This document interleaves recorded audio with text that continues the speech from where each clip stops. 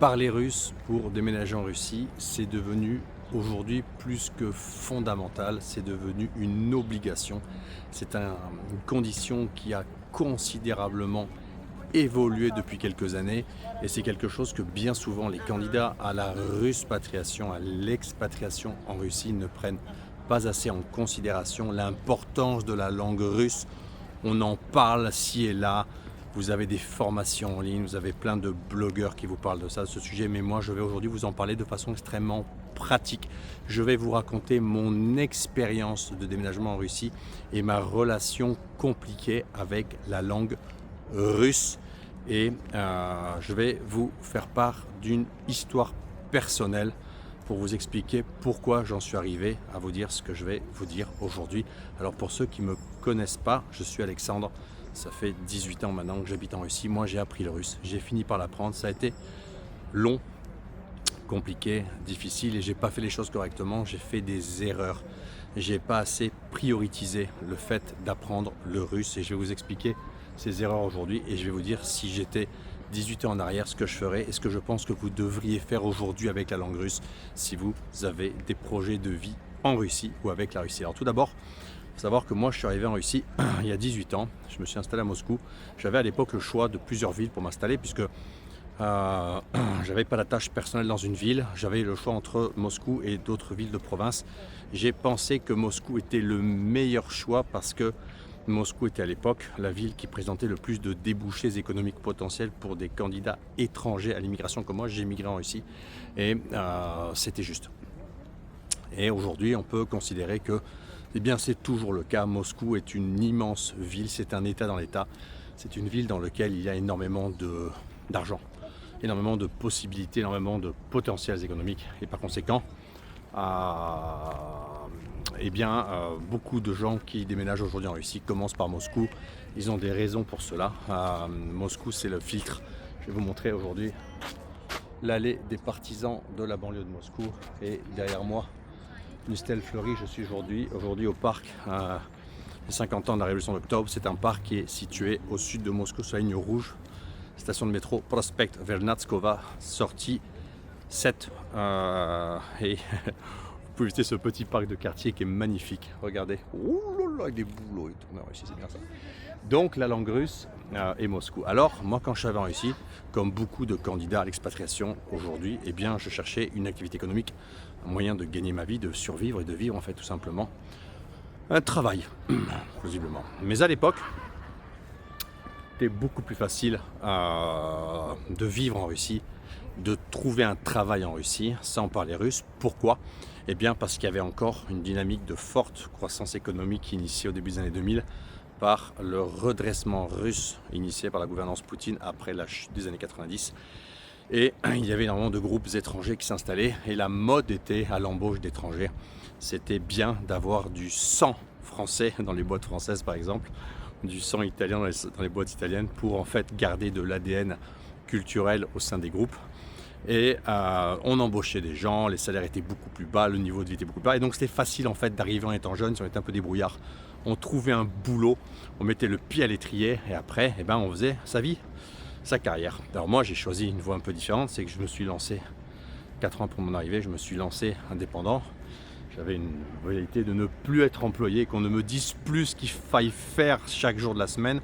Ce statut d'esclave qui reçoit des ordres m'insupportait. Je voulais être entrepreneur, je suis entrepreneur d'âme et Dieu merci, c'est ce que j'ai fait, mais ce n'est pas le cas de tout le monde. Beaucoup d'entre vous sont faits pour rester employés. Je dis ça sans aucune négativité, c'est comme ça. Tout le monde peut être entrepreneur, sinon l'économie ne marcherait pas, il faut des employés. Et pour beaucoup d'entre vous, le chemin de croix qui est devant vous, c'est de devoir trouver et chercher un travail pour le trouver en Russie. Alors, ce qui a changé comparé à 18 ans aujourd'hui, c'est quoi ?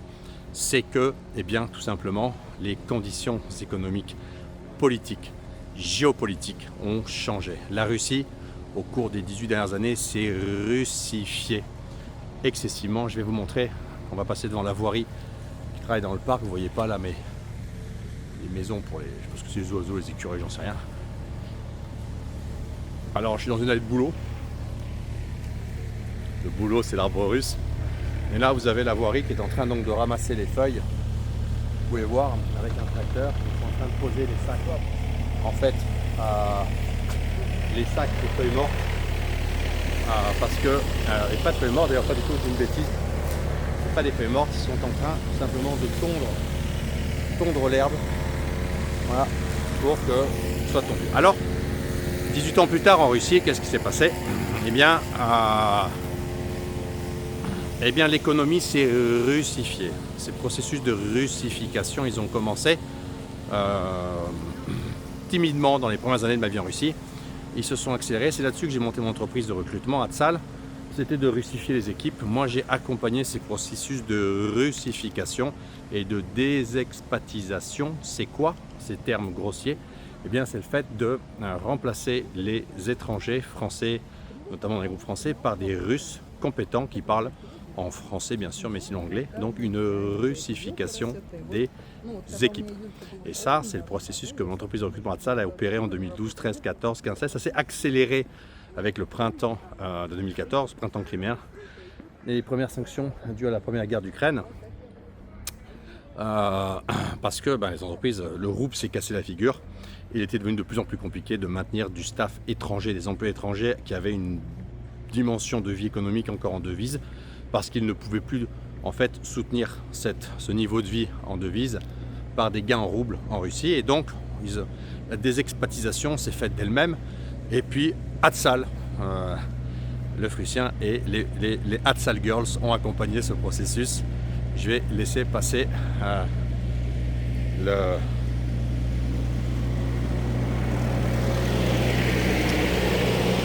tracteur. Mais de facto, c'était un processus inévitable. Russification et chute du rouble. Les employés russes étaient de plus en plus formés, de plus en plus compétents. À quoi bon avoir des expats, à part dans des niches vraiment particulières pour certains, je sais pas, secteurs d'activité, peut-être pour des compétences autres, comme par exemple choses très techniques, sensibles, etc. Alors, tout ça, ça a entraîné quoi? Ça a entraîné qu'autour de moi, j'ai vu une Russie qui s'est modifiée et dans laquelle il a été de plus en plus, et il est de plus en plus difficile d'opérer, de vivre, je vais partir dans un petit chemin, de vivre sans parler russe. Moi, par exemple, j'ai été super lent à parler russe. Je parlais bien anglais quand je suis arrivé en Russie. Je vivais et travaillais en anglais dans un cabinet de recrutement international. J'ai trouvé un boulot et je travaillais en anglais et je vivais en France à la maison puisque mère de mes enfants parle français. Je l'ai rencontré en France. On est venus ensemble en Russie. Donc, on a déménagé en français en Russie et je vivais en France à la maison et je travaillais en anglais la journée. Je ne parlais pas assez russe. Et j'ai fait un peu de cours par-ci par-là, mais pas assez. Et en fait, la chose, c'est que j'étais frustré de ne pas pouvoir assez parler avec les gens que je rencontrais russes. Les Russes, quand ils comprennent que vous parlez une langue étrangère et qu'ils la parlent assez bien, ils switchent toujours tout en langue étrangère pour que ce soit plus confortable pour vous. Ils sont cool, les Russes. Et donc, je parlais pas assez le russe, je pratiquais pas assez le russe. Et puis, avec l'arrivée de mes enfants, je me suis de facto plus plongé dans la société russe, avec l'école, avec la rencontre avec les autres parents. J'ai plus parlé le russe. Puis après, peu à peu, je me suis fait entraîner dans le tourbillon russe, ce qui fait que j'ai fréquenté plus de Russes, j'ai de plus en plus avec des Russes et je me suis mis à apprendre le russe de facto. Donc maintenant je parle russe. Mais c'était un processus long, il a pris 10 ans chez moi, 10 ans pour apprendre le russe. 10 ans pour apprendre le russe, 10 ans pour, on va dire, terminer la boucle administrative. Ça reprend une autre vidéo que j'avais fait sur le fait que les 10 premières années de votre immigration en Russie, eh bien c'est une course à la langue, une course à l'intégration, une course au papier, que donc c'est très long pour tout solidifier. Mais c'est pas le sujet.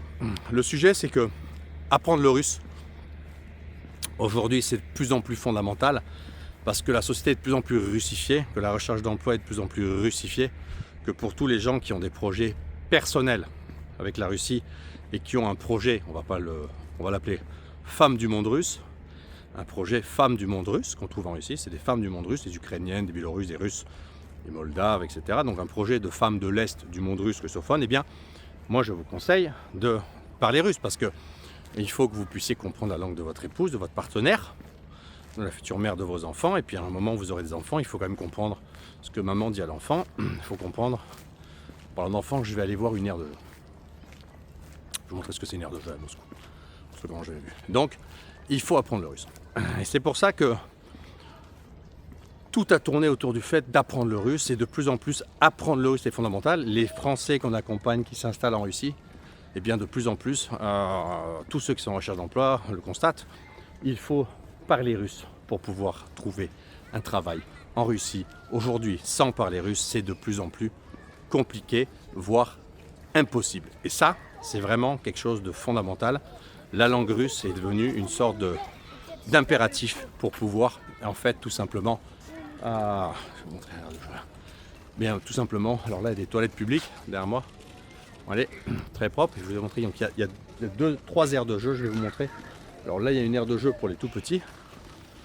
Alors vous avez un bac à sable. Regardez, bac à sable. Et derrière une aire de jeu. Là, vous avez une aire de jeu pour les un peu plus grands. Donne envie d'aller jouer, c'est clair. Donc la langue russe. Et c'est pour ça qu'on a décidé, avec les équipes de la Ruspatriation, vous montrer, regardez. Aire de jeu à Moscou. Donc comme vous pouvez le voir, c'est extrêmement propre par terre. Les enfants qui jouent, c'est complètement au bout d'un parc. Et évidemment, comme on est en Russie, en fait, pas de racailles. Vous avez vu derrière moi les gamins qui tournent là-bas dans les roues. Pas de racailles, pas d'insécurité, pas de problème. Donc, avec nos équipes, c'était vraiment quelque chose que moi j'avais vraiment en tête fondamentalement, c'est de permettre aux gens qui nous suivent de comprendre l'impératif du russe et leur proposer des solutions pour apprendre le russe. Alors on a fait une première formation, Objectif par les Russes l'année dernière, elle a cartonné. C'est une formation commando, l'opération linguistique spéciale on voulait l'appeler. Vraiment d'apprendre le russe pour maintenir la tête hors de l'eau lors d'un voyage. C'était quelque chose de basique. On a fait un test, mais on s'est aperçu que ça a super bien marché, ça a été super apprécié, elle a cartonné, on en a vendu énormément. Beaucoup de gens nous ont dit mais il faut en faire d'autres, il faut ci, il faut ça. Donc, regardez. Qui n'a pas envie d'avoir des enfants là? Et on s'est dit, en fait, il faut qu'on suive la voie classique. Donc on s'est dit, on va faire toutes les étapes linguistiques pour permettre aux gens d'apprendre le russe avec un modèle unique. Et donc, en partenariat avec l'école Russophie qu'on a créée, l'école Russophie, donc vous aurez école.russophie.com, c'est une école de cours de russe qu'on a et auquel on souscrit déjà de nombreux d'entre vous, je les remercie. Eh bien, nous avons, avec Russophie, Ruspatriation et Russophie, nous avons créé une nouvelle formation, la formation par les Russes, qui est une formation, en fait, regardez-moi les aires de jeu, avec les enfants qui courent là-bas sur la butte, vous voyez. Formation par les Russes, formation assez unique. On a pris le programme académique d'apprentissage pour aller au niveau A1. Vous savez que l'apprentissage des langues sont classifiés de la façon suivante. A1, A2, c'est les niveaux, on va dire, débutants et débutants confirmés. B1, B2, niveau intermédiaire. Et C1, niveau courant. C2, c'est niveau porteur de langue. Donc, on va faire toutes les étapes. Et on a, pour cela, créé une formation massive. Vous avez le lien dans le premier commentaire descriptif. Une formation massive avec 7 modules, 83 leçons, 7 cahiers d'exercice, 17 heures de formation, 150 pages d'exercice. On a fait un truc de fou. Je crois qu'il n'y a pas une formation plus grosse, plus complète qui a été mise en ligne sur l'apprentissage de la langue russe. On l'a fait cette formation avec une professeure assez réputée de Saint-Pétersbourg, Aliona, que vous pourrez voir puisqu'elle se filme avec son visage et vous explique toutes les slides une par une. Elle est traductrice confirmée, elle enseigne à l'Université de pédagogie de Saint-Pétersbourg. Elle a été diplômée à Herzog, je crois, et c'est une nana exceptionnelle, une prof exceptionnelle, réputée, avec un très très bon niveau de français. Donc l'objectif de cette formation, eh bien, c'est de vous permettre d'entamer de façon pédagogique, pas je fais du russe comme ça et puis en désordre. Non, on prend tout le programme pédagogique officiel en Russie pour obtenir le niveau 1, il est dans la formation. Pas besoin de faire un an de fac puisque vous l'avez dans la formation. Vous avez la connexion, vous rejoignez la formation et je tiens à vous dire que vous avez une promotion jusqu'au 1er juillet. La formation ne coûte que 147 €. Je répète, il y a 17 heures de formation, 147 €. Donc c'est un peu moins de 7 € l'heure. Regardez le cours d'une heure de prof. Sauf que là, vous avez accès à la formation de façon permanente, définitive, et vous pouvez revenir 10 fois sur les modules. Donc c'est une formation énorme. Et quand vous aurez validé le niveau 1 déjà, eh bien, vous aurez une certaine confiance en vous et de certaines aptitudes, compétences à pouvoir commencer à vous exprimer en russe, vous serez surtout décomplexé de parler russe. Vous aurez compris quelques grandes structurations essentielles de la langue russe pour vous permettre d'être plus à l'aise. Après, eh bien, vous pouvez aller au niveau A2, au niveau B1 directement et vous diriger vers le niveau intermédiaire, B2 étant le niveau de langue à partir duquel vous pouvez commencer à travailler en Russie. Donc la route n'est pas si infinie. J'aime la Russie, regardez.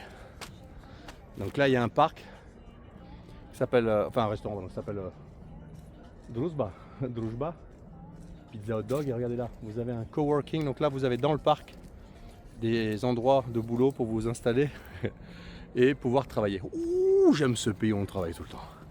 C'est pas un pays pour les grosses feignasses, hein, j'ai déjà dit. Et la formation par les Russes, pas une formation pour les grosses feignasses, c'est une formation pour les mecs qui veulent apprendre le russe. Donc si vous êtes une grosse feignasse, vous ne rejoignez pas la formation. La formation, elle est pour les gens qui ont projet d'apprendre le russe. Voilà. Donc, après, on a aussi fait un pack unique d'achat des deux formations, l'opération linguistique spéciale et l'opération par les Russes, qui sont deux opérations linguistiques que vous pouvez faire. Toutes les offres sont détaillées dans le premier commentaire et descriptif de la vidéo, et c'est vraiment des prix bon, plus planchers. On peut pas, la prochaine je la fais gratuit, quoi. Allez, ça n'arrivera jamais parce qu'il faut même qu'on puisse manger, acheter du riz, donc pour nos enfants. Alors non, je déconne, mais vraiment 147 € pour cette formation. Il y a 150 pages d'exercices organisées, structurées, que vous pouvez faire et refaire, imprimer. Un peu plus de 7 heures de formation, c'est quand même beaucoup. Enfin, en volume, genre. Voilà.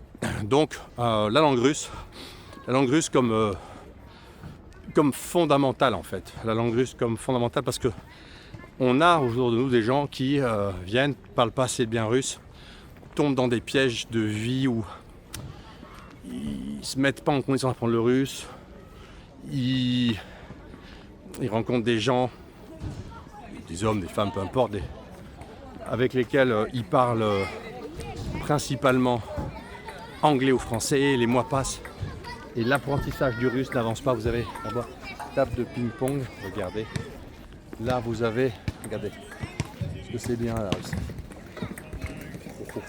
Un ping-pong. Là vous avez un football, du football assis. Voilà. Et en fait, ce qu'il y a de bien, c'est que tout est pour les enfants. Vous pouvez voir que derrière moi, c'est organisé pour les enfants. Les mamans, les enfants. C'est sympa. Là, vous avez, regardez, un petit mur de tennis. Cette jeune fille, en fait, s'entraîne à faire du tennis. Donc, c'est quand même super sympa. Voilà. C'est bien, hein. C'est bien, là, non? Vendredi après-midi, Prospect Vernadskova, un parc magnifique, tout est propre. Vous allez voir, je vais vous montrer ce que c'est la Russie. Alors pour vivre ici, il faut parler russe. Pour parler russe, il faut faire la formation parler russe, de la russophation et de russophie, parce qu'avec cette formation, on apprend le russe. Regardez. Là, vous avez les sacs en train d'être mis, on va nettoyer. Là, vous avez sur le balustrade, vous avez des gens en train de lire sur le téléphone, sur tablette. Pas oublier qu'on est très connecté en Russie. Vous avez toujours partout des petits kiosques comme ça pour vous acheter à manger, à boire, des sandwichs, des boissons. Vous noterez le calme et la propreté qui règne. Hein? Ouh, on est bien là. Mais si on parle pas russe, comment on fait? Hein? Comment on fait pour être là? On peut pas acheter un hot dog, on peut pas aller brancher une nana. Non, on se tombe là, on se casse le genou, on peut pas appeler le médecin. Non, c'est chaud, on peut pas trouver de boulot. Et il faut parler le russe. C'est devenu de plus en plus fondamental, de plus en plus essentiel, de plus en plus vraiment important. Et malheureusement, c'est encore trop sous-estimé. Il y a trop de gens qui disent oui, mais on apprendra plus tard, oui, mais on verra, oui, mais j'arrive. Et non, chaque seconde compte. Donc vous vous déconnectez de tous les sites inutiles, toxiques qui vous ressassent les mêmes histoires à dormir debout. Sur la France, ça va pas, il y a Macron, machin, il y a trop d'impôts, il y a trop d'immigrés. Coupez tout ça. Coupez tout ça. Coupez le temps chronophage à lire des idioties, des trucs inutiles qui vous répètent. J'en appelle. Qui vous répètent, qui vous ressassent le fait que ça va pas en France. Mais vous savez, utilisez votre temps, votre argent et votre énergie en fait pour... on a des gens en train de nourrir les écureuils. Et pour apprendre du russe. Donc là vous avez un couple, à moi, Et vous allez voir que, enfin, vous ne le voyez pas, mais il y a un écureuil qui est un peu plus bas là-bas. Voilà. Ils sont en train de nourrir l'écureuil. Qui n'a pas envie de nourrir? Et l'écureuil ne parle que russe. Si vous pointez avec l'écureuil en français, bonjour, comment ça va l'écureuil, tu veux une noisette? Regardez des yeux comme ça, la bouche ouverte, il ne comprend pas. Il faut lui parler en russe. Vous avez fait la formation de langue russe, vous comprenez. Si vous n'avez pas fait la formation, ne nourrissez pas l'écureuil. Pareil avec votre compagne russe. Vous ne comprenez pas ce qu'elle vous dit. Parlez bien dans votre bordel. Donc, voilà, c'était un peu la vidéo fun du jour. C'est le week-end, on fera d'autres vidéos, c'est pas ça. Hein. Mais aujourd'hui, je fais une vidéo là-dessus, c'est hyper important. La langue russe et ce nouveau espèce de bijou qu'on a fait, cette formation par les Russes qui est vraiment unique. C'est la formation la plus complète pour le niveau 1 qui est disponible aujourd'hui en ligne, je pense. Et c'est surtout une des moins chères et surtout, elle a un devenir. C'est-à-dire qu'elle va être complémentée et complétée par d'autres formations. Et l'idée, c'est de créer une espèce de, en fait, architecture de complète d'apprentissage de la langue russe jusqu'au niveau B2, C1 pour vous permettre d'être opérationnel en russe. Voilà. L'idée, c'est de vous éviter les frustrations, les échecs, le fait de ne pas trouver de travail, de devoir repartir, bosser dehors, être installé à moitié ici, d'être en situation d'échec en fait. L'échec et les frustrations. Le but, c'est de vous permettre de réussir votre projet réussi. Et ça commence par le fait de parler russe. Pour parler russe, il faut bosser le russe. Pour bosser le russe, il faut une méthode. Cette méthode, on vous l'apporte dans cette formation. C'est tout pour aujourd'hui. Je voulais juste vous montrer ce petit parc. J'espère que ça vous a plu. Pour ma part, je vous recommande encore de regarder le contenu de la formation. Je mettrai le lien dans le premier commentaire et le descriptif de la vidéo. Je vous recommande de regarder le contenu de la formation qui est en ligne disponible. Vous avez aussi accès aux coulisses pour voir à quoi ça ressemble dedans. Si ça vous intéresse, eh bien, rejoignez la formation avant le 1er juillet, le temps qu'il y a une super réduc et qu'elle est beaucoup pas chère. Et puis, en tous les cas, moi, j'espère que cette vidéo vous a plu. Mettez un like dessous. Et un pouce bleu, je crois, c'est comme ça qu'on dit. Et puis, vous pouvez vous abonner à ma chaîne YouTube. On a toujours besoin de plus d'abonnés. C'est Alexandre de Moscou. Comme on dit en anglais, From Russia with Love. Et je vous dis à très bientôt. Je vous rejoins sur la formation par les Russes. À bientôt.